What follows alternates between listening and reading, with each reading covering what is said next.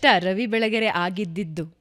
ಅಂದರೆ ಒಬ್ಬ ರವಿ ಬೆಳಗೆರೆ ಆಗಿರಬೇಕು ಅಂದರೆ ಎಷ್ಟು ಕಷ್ಟ ಇತ್ತು, ತುಂಬ ಕಷ್ಟ. ಯಾಕೆಂದರೆ ರವಿ ಬೆಳಗೆರೆ ನಾನು ಹೇಳಿದ್ನಲ್ಲ ನಿಮಗೆ, ಓ ಮನಸ್ಸೆ ಇವೆಲ್ಲನೂ ನನ್ನ ಅತ್ಯಂತ ತುಂಬ ಕಾಡಿದ ಪುಸ್ತಕ. ಆಫ್ಕೋರ್ಸ್ ಹೇಳಿ ಹೋಗೋ ಕಾರಣ ಬಹುಶಃ ನಾನು ಎಷ್ಟು ಸಲ ಓದಿದ್ದೀನಿ ಅಂತ ನನಗೆ ನೆನಪಿಲ್ಲ. ಆ್ಯಂಡ್ ಕಾಡುವ ಪುಸ್ತಕ ಆಫ್ಕೋರ್ಸ್, ಅದನ್ನು ಹೊರತುಪಡಿಸಿ ಎಲ್ಲ ಬರವಣಿಗೆಗಳು. ಆಮೇಲೆ ಇನ್ನೊಂದು ಕೇಳ್ಪಟ್ಟೆ, ರವಿ ಬೆಳಗೆರೆ ಅವರು ಯಾವತ್ತೂ ಹಿಂಗೆ ಕಾಟ್ ಹೊಡಿತಿರ್ಲಿಲ್ವಂತೆ, ಒಂದು ಚಿತ್ತಿಲ್ಲ.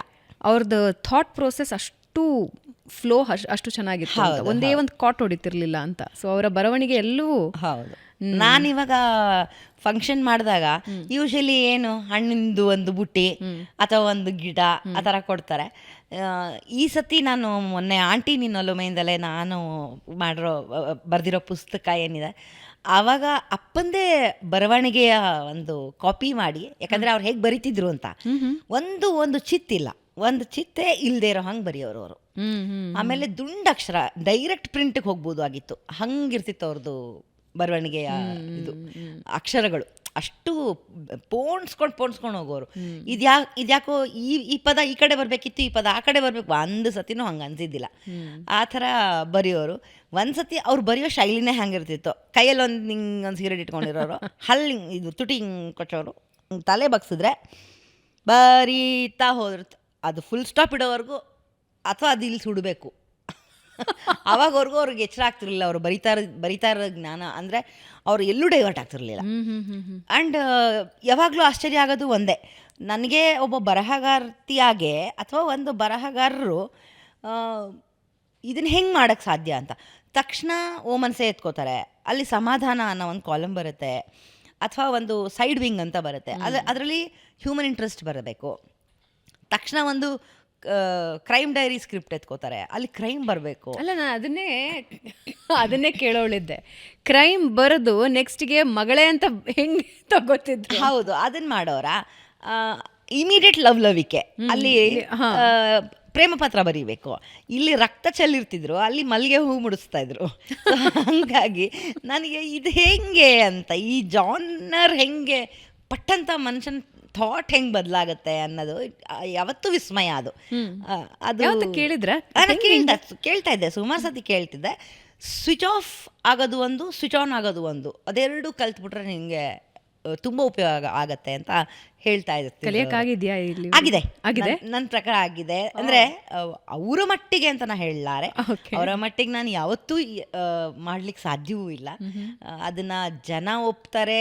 ಜನ ಮೇಡಮ್ ನೀವು ಬರೆದ್ರೆ ಅವ್ರ ಥರ ಬರೀತಾ ಇದ್ದೀರಿ. ಈ ಕಾದಂಬರಿಗೆ ನಂಗೆ ಆ ಥರ ವಿಮರ್ಶೆ ತುಂಬ ಬಂದಿದೆ. ಅದರಲ್ಲಿ ಎಲ್ಲಿ ರವಿ ಬೆಳಗೆರೆ ಅವ್ರು ನಿಲ್ಲಿಸಿದ್ರು, ಎಲ್ಲಿ ನೀವು ಆರಂಭ ಮಾಡಿದ್ರಿ ಅನ್ನೋದು ಗೊತ್ತೇ ಆಗೋದಿಲ್ಲ. ಹಂಗೆ ಆ ಫ್ಲೋ ಹಾಗೆ ನಡ್ಕೊಂಡು ಬರ್ತಿದೆ ಅಂತ ಬಂದಿದೆ. ಸೊ ನನಗೆ ಅಪ್ಪನ ಇಮಿಟೇಟ್ ಮಾಡಬೇಕು ಅನ್ನೋ ಆಸೆ ಖಂಡಿತ ಇಲ್ಲ. I don't want to imitate him because but ಕಷ್ಟ ಇದೆ ಅದರಿಂದ ಆಚೆ ಬರೋದು. ಯಾಕೆಂದರೆ ಸಾಮಾನ್ಯವಾಗಿ ಒಬ್ಬರ ಗರಡಿಯಲ್ಲಿ ಯಾರಾದರೂ ಪಳಗ್ತಾ ಇದ್ದರೆ ಅವರದ್ದೇ ಫ್ಲೋ. ಆಮೇಲೆ ನಾನು ಯಾಕೆ ಹೇಳ್ತಿದ್ದೀನಿ ಅಂದರೆ, ರವಿ ಬೆಳಗೆರೆ ಅವರ ಕೈ ಕೆಳಗೆ ಕೆಲಸ ಮಾಡಿದ ಬಹಳಷ್ಟು ಜನ ಇವತ್ತು ಮಾಧ್ಯಮದ ಬೇರೆ ಬೇರೆ ಭಾಗಗಳಲ್ಲಿದ್ದಾರೆ. ಅವರ ಶೈಲಿ ಸೇಮ್ ಇರುತ್ತೆ. ಹೌದು, ಯಾರಿಗೇ ಗೊತ್ತಾಗತ್ತೆ ಅವರು ರವಿ ಬೆಳಗೆರೆ ಅವರ ಗರಡಿಯಲ್ಲಿ ಪಳಗ್ ಬಂದಿರೋರೇ ಅಂತ. ಅದು ವಾಯ್ಸ್ ಓವರ್ ಕೊಡೋದ್ರಲ್ಲಾಗಿರಬಹುದು, ಸ್ಕ್ರಿಪ್ಟ್ ರೈಟಿಂಗ್ ಆಗಿರಬಹುದು, ಆಮೇಲೆ ಅದು ನರೇಷನ್ ಇರಬಹುದು, ಎಲ್ಲ ಗೊತ್ತಾಗ್ಬಿಡತ್ತೆ. ಅದರಿಂದ ಆಚೆ ಬರೋದು ಬಹಳ ಕಷ್ಟ, ತುಂಬ ಕಷ್ಟ ಇದೆ. ಬರವಣಿಗೆ ಅವರನ್ನು ದಾಟಿ ಬರಿತೀನಿ ಅನ್ನೋದಲ್ಲ, ಅವರ ಛಾಯೆ ಇಲ್ಲದೆ ಇರೋ ಹಾಗೆ ಬರೆಯೋದು ಒಂದು ದೊಡ್ಡ ಚಾಲೆಂಜು. ಸೊ ಹಾಗಾಗಿ ಆ ಚಾಲೆಂಜನ್ನು ನಾನು ಈ ಪುಸ್ತಕದಲ್ಲಿ ಮಾಡಿಲ್ಲ. ಯಾಕಂದರೆ ಇದು ಕಂಟಿನ್ಯೂಷನ್ ಆಫ್ ಅಪ್ಪ ಆದ್ದರಿಂದ ನಾನು ಆ ಪುಸ್ತಕನ ಅದೇ ಶೈಲಿ ಬರಲಿ, ನಂದು ಬಂದರೆ ಮತ್ತು ಬೇರೆ ಬೇರೆ ಅಂದರೆ ಮೂಡು ಬೇರೆ ಕಡೆ ಹೋಗ್ಬಿಡುತ್ತಲ್ಲ ಅಂತ ಹೇಳಿ ನಾನು ಹಾಗಾಗಿ ಅದನ್ನು ಹಾಗೆ ಫಾಲೋ ಮಾಡಿದೆ. ಬಟ್ ನಾನು ಬರೆಯೋ ಶೈಲಿ ಕೂಡ ಮೊದಲಿಂದ ಆಗಿರ್ಬೋದು. ಓ ಮನಸ್ಸೇ ನಾನು ಎಡಿಟರಾಗಿ 4 ವರ್ಷ ಕೆಲಸ ಮಾಡಿದೆ. ಸೊ ಓ ಮನಸ್ಸೇನಲ್ಲಿ ನನಗೆ ಬರ್ತಾ ಇದ್ದಿದ್ದು ಕೆಲವು ಆರ್ಟಿಕಲ್ಗಳಲ್ಲಿ, ನಾನು ಬರಿತಾ ಇದ್ದಿದ್ದು ಆರ್ಟಿಕಲ್ಗಳಲ್ಲಿ ಅಪ್ಪ ಎಷ್ಟೋ ಸತಿ ಅಂದರೆ ಅವರು ಟ್ರಿಕ್ಕಿ ಆಗಿರೋರು. ಊಟ ನನ್ನ ಜೊತೆನೇ ಮಾಡೋರು, ಮಧ್ಯಾಹ್ನ ಕೊನೆಗೆ ನಾನೇ ಮಾಡಿಸ್ತಿದ್ದೆ, ಒಟ್ಟಿಗೆ ಕೂತ್ಕೊಂಡು ಊಟ ಮಾಡ್ತಿದ್ವಿ. ಆವಾಗ ಇದು 15 ದಿವಸಕ್ಕೆ ಒಂದು ಸತಿ, ಹಾಯ್ ಬ್ಯಾಂಗ್ಳೂರ್ ಆದರೆ ವಾರಕ್ಕೆ ಒಂದು ಸತಿ. ಸೊ ಮತ್ತು ಮಗಳೇ ಏನು ತೊಗೊಂಡಿದ್ದೆ ಈ ಸತಿ ಲೀಡು ಅಂತ ಕೇಳೋರು. ಸರಿ, ನಾನು ಪೆದ್ದಾಗಿ ಹೇಳ್ಬಿಡ್ತಿದ್ದೆ ಇದು ತೊಗೊಂಡಿದ್ದೀನಿ ಅಂತ. ಹಾಂ, ಏನು ಹಂಗಂದರೆ ಆ ಸಬ್ಜೆಕ್ಟ್ ಏನು ಅಂದರೆ ಸ್ವಲ್ಪ ವಿಭಿನ್ನವಾಗಿ ತಗೋತಾ ಇದ್ದೆ. ಸ್ಟಾಕಿಂಗ್ ಅಂದರೆ ಏನು ಅಂತ ಕೇಳೋರು. ಸೊ ಇಂಥವೆಲ್ಲ ಹೇಳ್ತಾ ಇರ್ತಿದ್ನಲ್ಲ, ಅಪ್ಪ ಸ್ಟಾಕಿಂಗ್ ಅಂದರೆ ಹೀಗೆ ಫಾಲೋ ಮಾಡ್ತಾರೆ ಆ ಥರ ಈ ಥರ ಅಂತ. ಸೊ ಹೌದಾ ಅಂತ. ನಾವು ಉಪ್ಪಿನಕಾಯಿ ಅಷ್ಟು ಬರೆದ್ರೆ ಅವರು ಇಡೀ ಔತಣ ಬರೆದು ಬಿಡೋರು. ನೆಕ್ಸ್ಟ್ ಅವ್ರದ್ದು ಬಾಟಮ್ ಐಟಮಲ್ಲಿ ಸ್ಟಾಕಿಂಗ್ ಅಂತ ಬಂದ್ಬಿಡೋದು. ಅರೇ ಈಗ ನಾನೇನು ಬರ್ದಿರೋದನ್ನೇನು ಮಾಡಲಿ ಅಂತ. ಸೊ ಅಪ್ಪ ನೀವು ಇದನ್ನು ನೆಕ್ಸ್ಟ್ ನಾನು ಜಾಣೆ ಅದೇ, ಹೆಂಗೋ ಅಪ್ಪನ ಮಗಳೇ ಅಲ್ವಾ, ಊಟ ಮಾಡ್ಬೇಕು ಮತ್ತೆ ಏನು ಲೀಡು ಅನ್ನೋರು. ಯೋಚನೆ ಮಾಡ್ತಾ ಇದ್ದೀನ, ನಾನು ಆಲ್ರೆಡಿ ಬರೆದಿಟ್ಬಿಟ್ಟಿರ್ತಿದ್ದೆ. ಯೋಚನೆ ಮಾಡ್ತಾ ಇದ್ದೀನಪ್ಪ, ನೋಡೋಣ ಏನು ಮಾಡೋದು ಅಂತ. ಇನ್ನು ಜಾಣಿ ಕಿಲಾಡಿ ಆಗ್ಬಿಟ್ಟ, ನೀನು ಹೇಳಲ್ಲ ನನಗೆ ನೀನು ಅಂತ, ನಾನೇ ಬರೆದ್ಬಿಡ್ತೀನಿ ಅಂತ. ಸೊ ಹಾಗಾಗಿ ಅವರ ಛಾಯೆ ಇಲ್ಲದೆ ಬರೆಯೋದು ಕಷ್ಟ ಇದೆ. ಯಾಕಂದರೆ ಅದಿಲ್ಲ ಅಂದರೆ ಜನಕ್ಕೆ ಇಷ್ಟ ಆಗಲ್ಲ. ಜನಕ್ಕೆ ಒಂದು ಏನೋ ಬೋಧನೆ ಆಗಲಿಲ್ಲ. ಯಾವತ್ತೂ ಅಪ್ಪ ಬೋಧನೆ ಮಾಡ್ತಿರ್ಲಿಲ್ಲ. ಅದು ಮನಸ್ಸಿಗೆ ತಾಕೋ ಹಾಗೆ ಬರೀತಿದ್ರು. ನನ್ನ ಉದ್ದೇಶ ಒಂದೇ, ನಾನು ಇದನ್ನು ಬಹುಶಃ ಹೇಳಿಲ್ಲ, ನನ್ನ ತಲೆಯಲ್ಲಿ ನನಗೆ ಯಾವಾಗೂ ಅನಿಸೋದು, ವಿಮಾನ ತೋರಿಸ್ಬೇಡ, ಆಟೋ ತೋರಿಸು, ಆವಾಗ ಜನ ಕನೆಕ್ಟ್ ಆಗ್ತಾರೆ. ನೀನು ವಿಮಾನದಲ್ಲಿದೆಯಾ ಅಂತಂದರೆ ನಿನಗೆ ಜನ ಕನೆಕ್ಟೇ ಆಗಲ್ಲ. ಹೌದು, ನಾನೂ ಅದೇ ಅಲ್ವಾ ಅಂತ ಅನಿಸ್ಬೇಕು ಅಂದರೆ ನೀನು ಆಟೋಲೇ ಇರಬೇಕು. ಸೊ ಆಟೋ ಡ್ರೈವರ್ಸನ್ನು ಹೇಳ್ತಿಲ್ಲ, ಆಟೋನಲ್ಲಿ ಒಂದು ಡ್ರೈವರ್ ಆಗಿನೂ ಆಗ್ಬೋದು, ಒಬ್ಬರು ಪ್ಯಾಸೆಂಜರ್ ಆಗಿ ಆದರೂ ಆಗ್ಬೋದು, ಕನೆಕ್ಟ್ ಆಗಬೇಕು. ನಾನು ಆಟೋಲ್ಲಿ ಹೋಗಬಲ್ಲೆ, ವಿಮಾನದಲ್ಲಿ ನಾನು ಎಲ್ಲರೂ ಹೋಗಲ್ಲ. ಸೊ ಹಾಗೆ ವಿಮಾನದ ಬಗ್ಗೆ ಬರೆದ್ರೆ ಕನೆಕ್ಟೇ ಆಗಲ್ಲ. ಸೊ ಅದು ನನ್ನ USB ಅಂದ್ಕೊಳ್ತೀನಿ ನಾನು ಏನೇ ಇದ್ದರೂ ನನಗೆ ಈ ಭಾವನೆಗೂ ಅರ್ಥ ಆಗಬೇಕು, ಆ ಭಾವನೆಗೂ ಅರ್ಥ ಆಗಬೇಕು. ಸೊ ಹಾಗಾಗಿ ಆ ಭಾವನೆಗಳನ್ನು ಅರ್ಥ ಮಾಡಿಸೋ ಅಂಥದ್ದನ್ನು ಮಾತ್ರ ಬರಿಬೇಕೇ ಹೊರತು ಇನ್ನೊಬ್ಬರ ಛಾಯೆಯಿಂದ ತಪ್ಪಿಸ್ಕೊಳ್ಳೋದು, ಅಪ್ಪನ ಛಾಯೆಯಿಂದ, ಅವರ ಬರವಣಿಗೆ ಛಾಯೆಯಿಂದ ತಪ್ಪಿಸ್ಕೊಳ್ಳೋದು ತುಂಬ ಕಷ್ಟ ಇದೆ.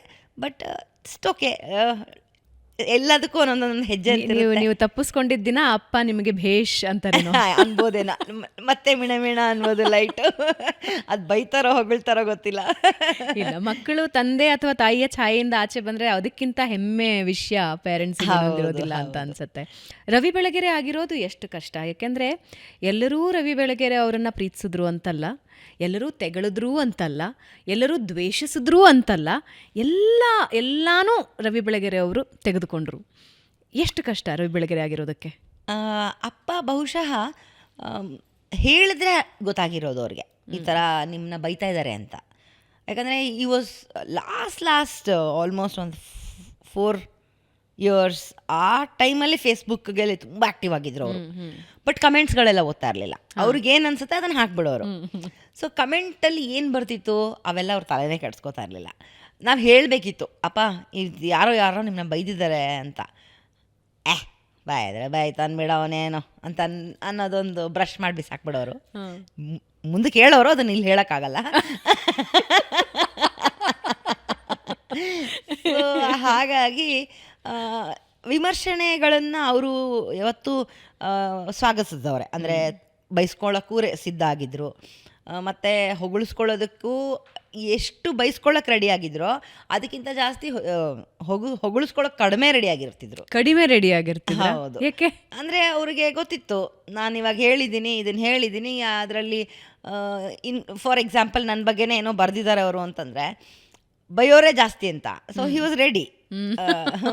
ನಾನು ಚೆನ್ನಾಗಿ, ನೀವು ಸಖತ್ ನಿರೂಪಣೆ ಮಾಡ್ತೀರಾ ಭಾವನಾ ಅವರೇ, ನೀವು ತುಂಬ ಚೆನ್ನಾಗಿ ನಿಮ್ಮ ಉಚ್ಚಾರಣೆ ಆಗಿರ್ಬೋದು, ನಿಮ್ಮ ಸ್ಪಷ್ಟತೆ ಏನು ಚೆನ್ನಾಗಿ, ಆಮೇಲೆ ಎಷ್ಟು ಮುದ್ದಾಗಿ ಕಾಣಿಸ್ತೀರಾ ಅಂತ ಬರೆದ್ರೆ ಅದು ಹೊಗಳೋದೆ, ಅದಕ್ಕೆ ರೆಡಿ ಏನಾಗಬೇಕಾಗಿಲ್ಲ.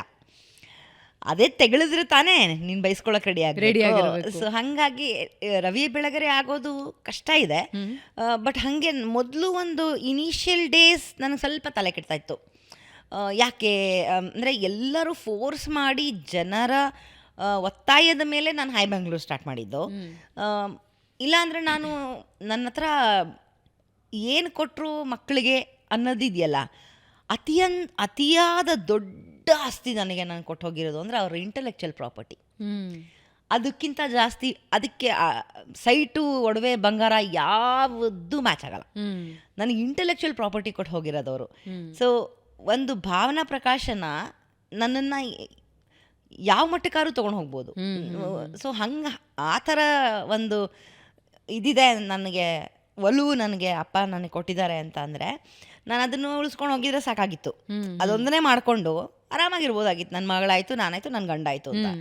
ಬಟ್ ಹಾಯ್ ಬೆಂಗಳೂರು ಬೇಕು ನಮಗೆ, ಬೇಕು ನನಗೆ ಅಂತ ಹೇಳಿ ನನ್ನ ತಲೆಯಲ್ಲೂ ಹುಳ ಬಿಟ್ಟು ಎಲ್ಲ ಜನ, ಅಭಿಮಾನಿಗಳು, ಓದುಗ ದೊರೆಗಳು ಎಲ್ಲರೂ ನನ್ನನ್ನು ಕೇಳಿದಾಗ ವೈ ನಾಟ್. ಆ್ಯಂಡ್ ಇಲ್ಲೇ ನಾನು ಬದುಕಿದ್ದೀನಿ ಅಪ್ಪನ ಜೊತೆನೇ. ನಾನು ಸತತವಾಗಿ 8 ವರ್ಷ ಅವ್ರ ಜೊತೆಯಲ್ಲಿದ್ದೀನಿ. ನನಗೆ ಗೊತ್ತು ಹೌ ಇಟ್ ವರ್ಕ್ಸ್ ಅಂತ. ಸೊ ವೈ ನಾಟ್ ಅಂತ ಹೇಳಿ ಅದನ್ನ ಆರಂಭ ಮಾಡಿದೆ. ಈಗ ಓಮನ್ಸ ಹಿಂದೆ ಬಿದ್ದಿದ್ದಾರೆ, ನಾನು ಓಮನ್ಸ ಹಿಂದೆ ಬಿದ್ದಿದ್ದೀನಿ. ಹೌದಾ? ಸೊ ಬೇಗ ಬರುತ್ತಾ? ಅತಿ ಶೀಘ್ರ ಇನ್ನೊಂದು 20-25 ದಿವಸ, ಮ್ಯಾಕ್ಸಿಮಮ್ ಒಂದು ತಿಂಗಳು ಅನ್ಕೊಳ್ಳೋಣ. ಸೊ ಮತ್ತೆ ಓಮನ್ಸೆ ಎಲ್ಲರ ಮನಸ್ಸುಗಳ ಪಿಸುಮಾತು. ಸೊ ಎಲ್ಲರೂ ಪಿಸುಮಾತುಗಳು ಕೇಳಿಸ್ಕೊಳ್ಳೋದಕ್ಕೆ ರೆಡಿ ಆಗ್ಲಿ ಅಂತ ಬಹಳಷ್ಟು ಜನ ರೆಡಿ ಇರ್ತೀವಿ. ಹೌದು.